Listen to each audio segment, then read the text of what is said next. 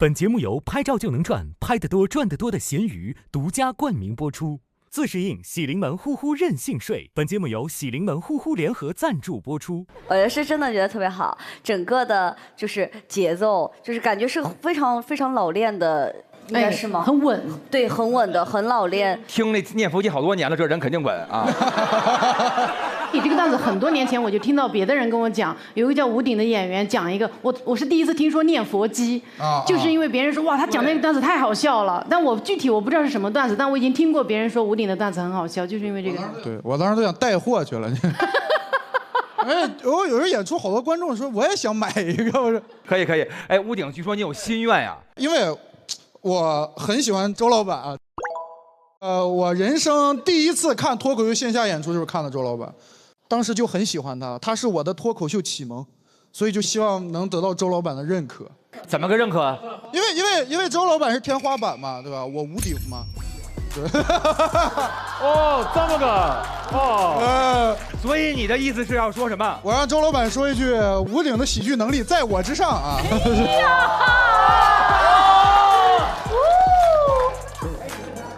哎，我觉得他能说这种话了，你要跟他说，你是不是好久没拉臭臭了？给自个儿憋成这样了，脑子都不清醒了吗？满脑都是什么东西啊？我今天就打算满足吴鼎这个愿望。哎呦，谢谢。对着电视机前、屏幕前的观众说，吴鼎的喜剧能力远在我之上，天花板上板。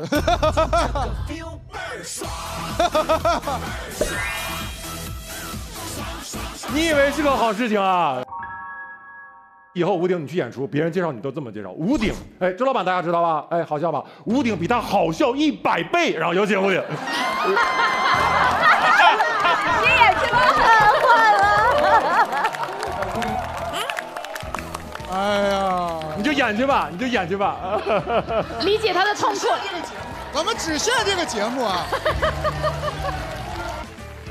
行，感谢吴鼎为我们带来的精彩演出。谢谢大家，拜。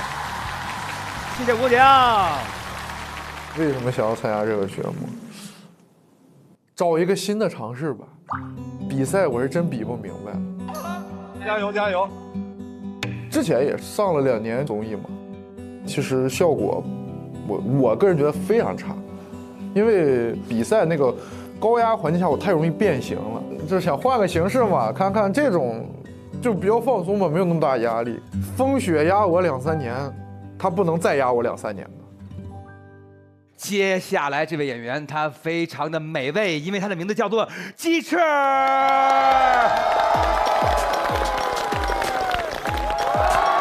Chicken wing wing wing。Hello， 你们好吗？我是鸡翅。Hello， 朋友们。其实我去年我也参加了那个企鹅那边那个脱口秀节目，我跟吴鼎一块去的，也一块来了。没想到今天啊，跟吴鼎一块在这，还能看见大张伟老师啊！又来了，活真多呀！去年淘汰之后，我们痛定思痛，我悟出了一个道理，就我觉得人呢，就不必太在乎结果，只要享受过程就好了。我做人也是这样的，你们可能没有看出来，我其实已经健身2年半了。对，我的健身成果也可以说是毫无进展吧，反正就。哎，有时候我觉得我这种身材还挺常见的，我这个就是男人的经典款皮肤，就肚子大大，但四肢纤细，我们长得跟蟑螂一样。我第一次去健身房，我真的啥都举不起来，我只能在那个跑步机上肆意的奔跑，你离远一看就是蟑螂疯了。然后后面永远有那种私教大哥，每个大哥都要穿一件紧身衣，吹弹可破，晶莹剔透。就像一只大蚊子，很快蚊子就发现了蟑螂，扇着翅膀就过来了，悄悄走到我后面就那种。健身房的私教就是这样，就没什么边界感，但就是喜欢乐于助人，你知道。我第一次去我也没经验嘛，我想玩那个深蹲，我就背了一杆铁，我刚一蹲下来啊，就有一双温暖的大手包裹住了我的臀部。后面有个很 man 的男生给我来一句，他说：“兄弟，让我来帮你感受臀部的发力。”我说哎，我的臀部，哦，你来感受。那我感受什么呢？你掌心的温度。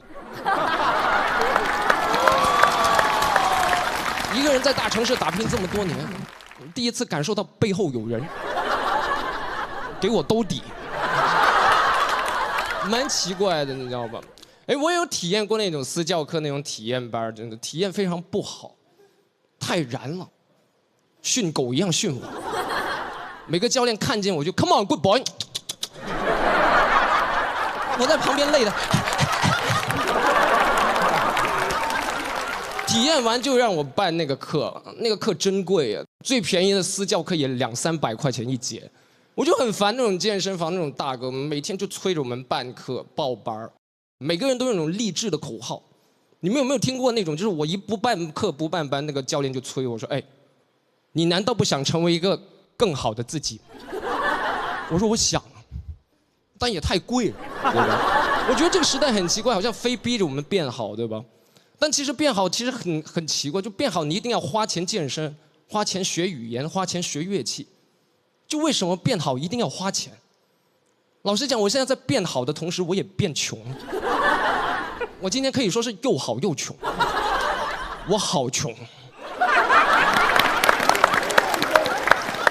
但我也绕进去这条弯路了。我报过私教课，我健身2年半，我在私教上花了1万块钱。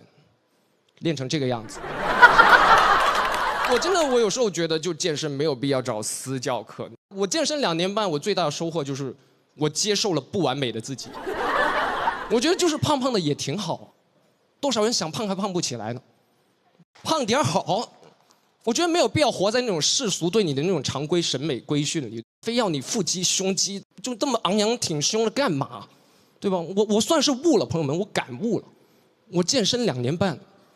我就是来练这个圆肩驼背的，我故意的，我觉得这个好看，就是我们专攻的方向不一样而已，你知道吗？你6块腹肌又如何？我斜方肌也很大，对吧？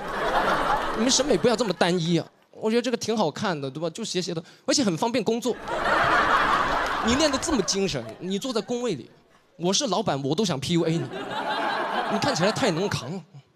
但你想一下，我就这样坐在工位里，我上班跟上吊一样，我老板觉得我今晚就得死，法人都转给我，太棒了！就是这样，我觉得这样挺好的，对吧？就不要对这个社会的这些审美规训有这么大那啥。就最近1年，我已经没有碰过健身教练了，我戒了，我现在做的所有动作都是错。但我的人生掌握在自己手里，真的，我所有动作全是错，我斜方肌越来越斜。我有一天早上照镜子，我以为毒液来了。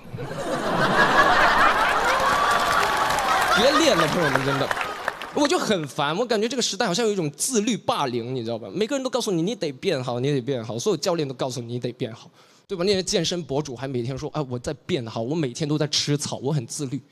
有没有可能因为你不用上班？你不用上班，你当然可以每天吃草，对不对？我们这些上班的牛马，我们每天坐在工位，嘴里也是草，全是草。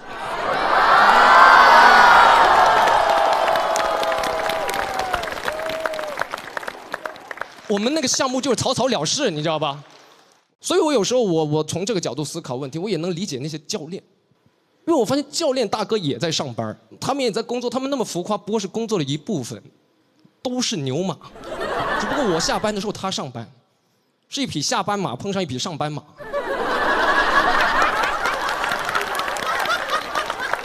我们没得选的，我们在这个局里就是只能跟着规矩走，对吧？你去问象棋里那只马，你去问他下一步怎么走，马能怎么跟你说？你下过棋就知道，只能走。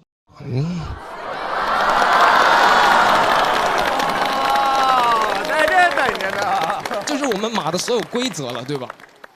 哎，有时候我觉得就是这样的，就局就是一步一步的下，我们都是棋子而已。这可能就是资本给我们做的局。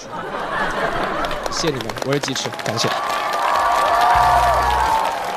来抱抱抱！感谢。帮大哥们鸡翅再次掌声鼓励。谢谢。鸡翅。